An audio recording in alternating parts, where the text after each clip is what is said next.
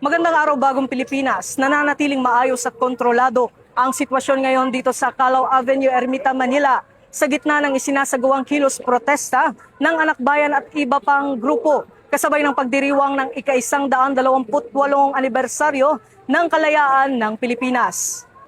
Ayon sa mga otoridad, sinubukan ng ilang rallyista na gibain at lampasan ang inilatag na barikada ng pulisya. Gayunman nananatiling disiplinado at hindi nagpatinag ang mga puwersa ng Manila Police District at Regional Mobile Force Battalion ng NCRPO na nakatalaga sa lugar upang mapanatili ang kaayusan at maiwasan ang anumang kaguluhan. Agad na tumugon at nananatiling nakapwesto ang mga civil disturbance management contingents na nagsagawa ng naaayon at professional na crowd management measures upang mapigilan ang paglabag sa itinalagang security perimeter habang iginagalang ang karapatan ng mga demonstrator habang iginagalang ang karapatan ng mga rallyista sa mapayapang pagtitipon.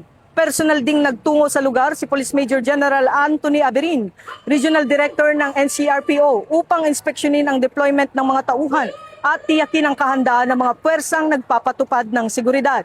Sa kabila ng tensyon sa ilang bahagi ng programa, nananatiling matatag at mahinahon ng mga pulis na nagsasagawa ng kanilang tungkulin upang mapanatili ang kapayapaan, kaayusan at kaligtasan ng publiko. Patuloy naman ang mahigpit na pagbabantay ng MPD at NCRPO sa lugar upang matiyak ang mapayapa at ligtas na pagdiriwang ng Araw ng Kalayaan.